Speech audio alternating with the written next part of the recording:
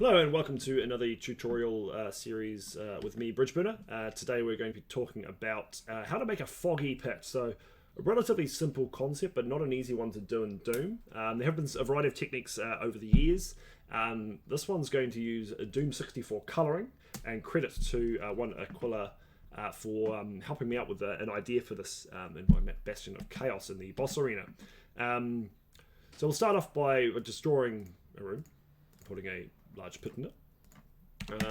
So this is a much like everything else that I work on, this is a UDMF and GZ Doom specific trick, and there are certain kind of restrictions around how you set it up in terms of like texture coloring and space required. So this is something I very recently discovered. Again, like I said, with the help of Aquila, and works very, very well. So what this is dependent on is having a fog in your map. So it doesn't have to be a strong fog, and I would highly suggest you put fog in your map. It just adds a lot of character. There's a very good tutorial by Ronnie James Diner about fog and sector coloring and how to use it well to add huge amounts of atmosphere to your creations. And I'll post a link in the tutorial description at the bottom when it goes on YouTube. So what we're going to do is we're going to make a bit of a red fog. Can't go wrong with red. Colouring to that, notice the density quite low, 5. Actually, we'll make that a darker red, closer to black. Somewhere about there. We'll start there. But yeah, very low density. Yeah, a little bit of a red tinge. We're going to turn the light level down a bit. We'll go down to 112. A bit darker, a bit of a haze. You can just see a little bit of haze there, just a little bit of a haze. So what you want to do next is in your pit, and this can be any shape or size. Actually, we'll make a couple of pits. We'll make a ring around there. That's so we'll merge them together so they're the same height. We'll show that it works with different shapes. What you want to do is turn the bottom texture into a solid black. So we're using Otex here, which has a solid series of black textures. These ones here. Doesn't matter which one you pick. Important part of it. So you see both black. So that's already kind of creating the effect that we want, but not quite. So this is where it really, the real big brain effects come in. Is sector, go to colors, and you got these Doom 64 like sector colors. So these imitate a lot of the coloring that you see in Doom 64. You see like blue hazes coming down from the top along textures, and you can choose what it affects. So what you want to do is choose. So this is a pit coming up. We've got a lower wall around here. We want it to affect the lower wall. We want it to be black. And what the Doom 64 like colors do is they take it from the stipulated color and fade it up to completely transparent. So you can choose different colors to suit, particularly if you've gone for a heavy colored fog. Maybe you want this to happen in a blue sky. So you want it to fade into like a bluish color. So that you can play around with the colors to best suit your map. For deep, dark, dank pits, black is the way to go. And you'll see it is now a lot darker in there. Now this goes a set distance. So what you do need to do is make sure that you've got enough depth in your pit. What I will do is to better accentuate this, we'll put an attenuated light up above. That's a good spell.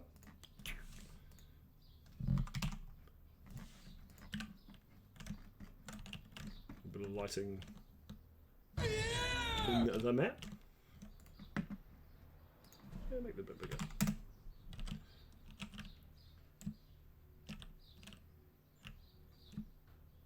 What I might do is actually change the wall colouring on this one, because I'm quite curious to see how that will work. So we'll go for a lighter marble here, but still disappearing down into blackness. So you can actually see it in the editor.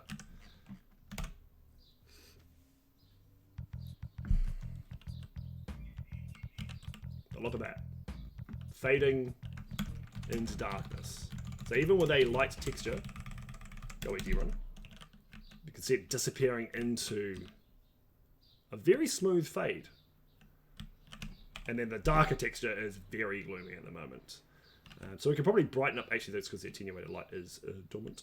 Yeah, that's a very oppressive pit. So what I might do actually is just turn up the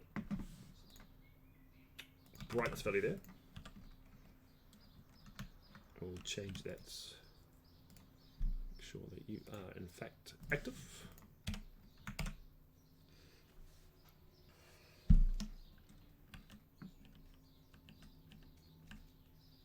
Still nice and dark. Still nice and dark. So you'll, yeah, that's about it. It's that easy to set up a gloomy pit. And then, like I said, that is with a very pale texture. You can mess around with doing it up above. So if you wanted it to be above you, you do the same thing but in reverse,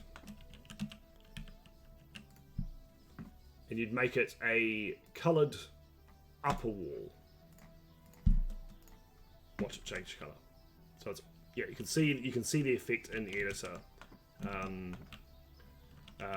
quite nicely to get a rough idea. If you wanted to do a different colour, you would have to most likely get a solid colour to match. You know, you can choose things that are a little bit less on the nose, not quite as black. You maybe want a little bit of red in there.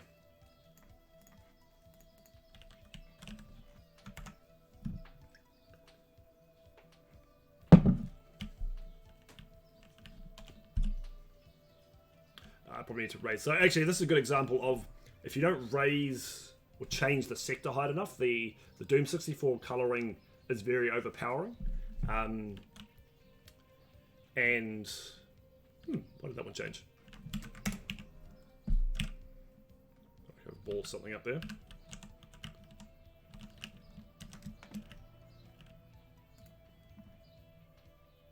Change the fade values.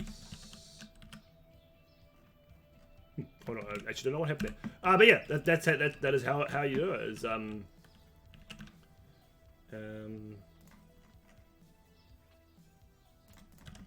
back there. Back to where we were. That's it. It is that simple. Doom 64 sector coloring. You do need to give yourself a decent amount of space. I think we've got about 1600, 1664 height difference there. The Bastion of Chaos one that I set up, we had pretty similar number there actually. So there's about 1600 as well. Actually, I think that is exactly the same number, 1664. I'm very, very close to it to get the same effect right there. So the old school ways were to do layered light transfers. If we're going to go through that, we'll make that a separate tutorial if people want to hear about it. Much more involved, much more time consuming. Not too hard to do once you know what you're doing, but essentially involves transferring sector properties from control sectors in layers as you get deeper. Yeah, definitely much more involved. It's still effective, still looks good in the, as an end result. Can be more useful in certain situations where you want a shallower pit. The Doom 64 colouring method requires a certain drop or raise in sector heights for that. So thank you for watching. Hopefully that was helpful. Like I said, this is something that I've very recently come across. Seems to work really well. I was really happy with the result in Bastion of Chaos, and we'll definitely be using it more often to create that impression of disappearing void. Like I said, we'll put the colouring and fog tutorial that Ronnie made on Doomworld in the video description.